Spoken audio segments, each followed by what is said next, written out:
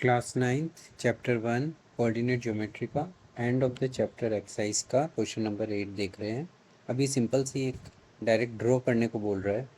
Origin as one vertex, plot the vertices of right angle isosceles triangle. हमें एक triangle बनाने को कह रहा है, उसमें एक वर्टेक्स ये चाह रहा है कि ओरिजिन हो 0 0, और ये राइट एंगल भी होना चाहिए, राइट एंगल ट्राइंगल भी होना चाहिए।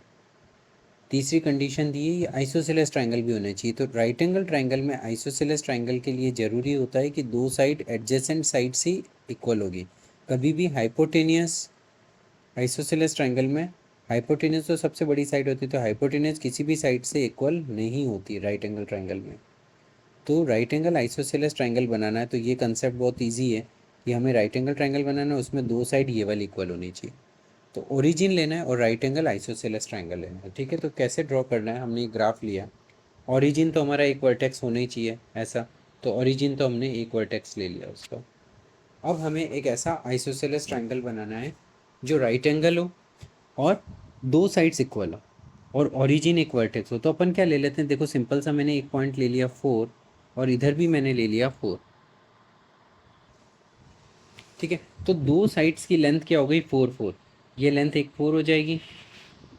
एक दूसरा पॉइंट ये यहाँ से जोड़ दिया और एक लास्ट मैंने इसको नीचे तक लिया है। तो ये जो ट्राइंगल बना, इसमें ये दो साइड, ये वाली साइड, ये वाली साइड तो इक्वल हो गई और ये 90 डिग्री हो ही रहा है। तो ये वाला ट्राइंगल आइसोसेलेस ट्राइंगल भी हो गया, दो साइड इक्वल है। और जैसे अपन नाम दे देते हैं इसको ओ ए एंड बी। तो ओ ए बी में हम क्या लिख सकते हैं, ओ ए इक्वल टू कितना हो रहा है हमारा O B, angle O equal to कितना है 90 डिग्री। दो कंडीशन हो गई, इसके कारण ये आइसोसेलेस हो गया ट्राइंगल और इसमें राइट एंगल ट्राइंगल हो गया, 90 डिग्री हो रहा है। तो और एक वर्टेक्स इसने कहा था कि ओरिजिन पे लेना, तो वर्टेक्स ओरिजिन पे भी है, कौन सी है ओ। तो तीनों कंडीशन सेटिस्फाई हो रही है, तो ये फर्स्ट का आंसर हो गया हमारा ये, राइट। इसी टाइप से ये सेकंड क्या मांग रहा है, सेकंड बोल रहा है एक आइसोसेलेस ट्राइंगल बनाओ। वापस बोल रहा है आइसोसेलेस ट्राइंगल दो साइड्स इक्वल होनी चाहिए with one vertex quadrant third, एक फोर्थ में, एक थर्ड में होनी चाहिए, एक फोर्थ में होनी चाहिए और एक तो ओरिजिन पे होनी चाहिए, ये तो बोल ही रखा है। तो आइसोसेलेस ट्राइंगल वापस बनाना है, ठीक है।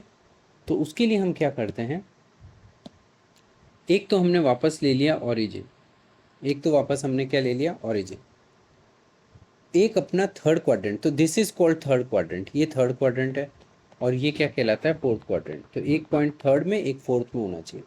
तो इसका सिंपल सा तरीका क्या है, अपन जैसे अपन ने 4 सेंटीमीटर यहाँ से अपन ने 2 सेंटीमीटर इधर की साइड, 2 सेंटीमीटर इस साइड ले लिया पॉइंट, कोई पॉइंट।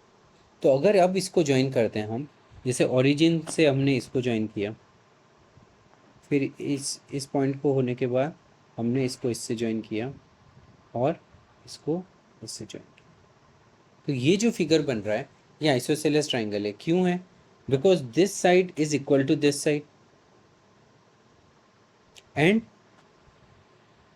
आइसोसेलेस हो गया, दो साइड्स इक्वल हो गई, इसको नाम दे देते हैं O A B, O P Q ले लिया। तो यहाँ पे अपन लिख सकते हैं O P equal to O Q.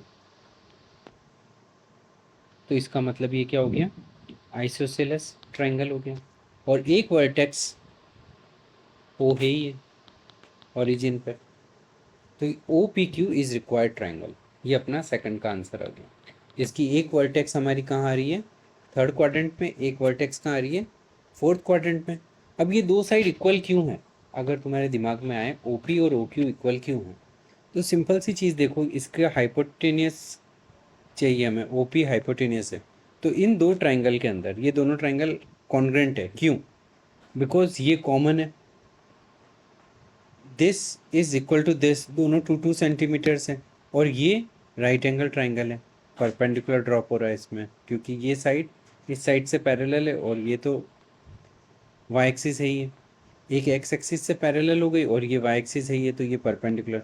तो साइड एंगल साइड के कारण ये आपस में कॉमन, ये इससे कॉमन और ये 90, साइड एंगल साइड से दोनों triangle congruent, therefore O P is equal to O Q. या दूसरा तुम ऐसे भी सोच सकते हो कि ओ पी क्या है, हाइपोटेनियस है, तो जो परपेंडिकुलर है और बेस है, और इसमें भी हाइपोटेनियस है, परपेंडिकुलर और बेस, ये दो साइड इक्वल है, तो हाइपोटेनियस वैसे ही भी इक्वल आएगी दोनों ट्राइंगल। तो ये दोनों रिक्वायर्ड ट्राइंगल्स हो गए, राइट। इसके अंदर अपन बहुत सारे फिगर्स बना सकते हैं, इसमें कोई एंडलेस है इसमें। जैसे अपन यहाँ तक ले लो, ये भी आइसोसेलेस ट्राइंगल होगा, ये भी आइसोसेलेस ट्राइंगल होगा छोटा सा, ठीक है, जिसमें दो साइड इक्वल है। यहाँ तक ही ले लो, ये दो साइड भी इक्वल होगी, ठीक है। तो ये क्वेश्चन नंबर अपना 8th भी हो गया। लास्ट अपने कुछ क्वेश्चंस और बच रहे हैं, वो नेक्स्ट वीडियो में कवर कर लेते हैं।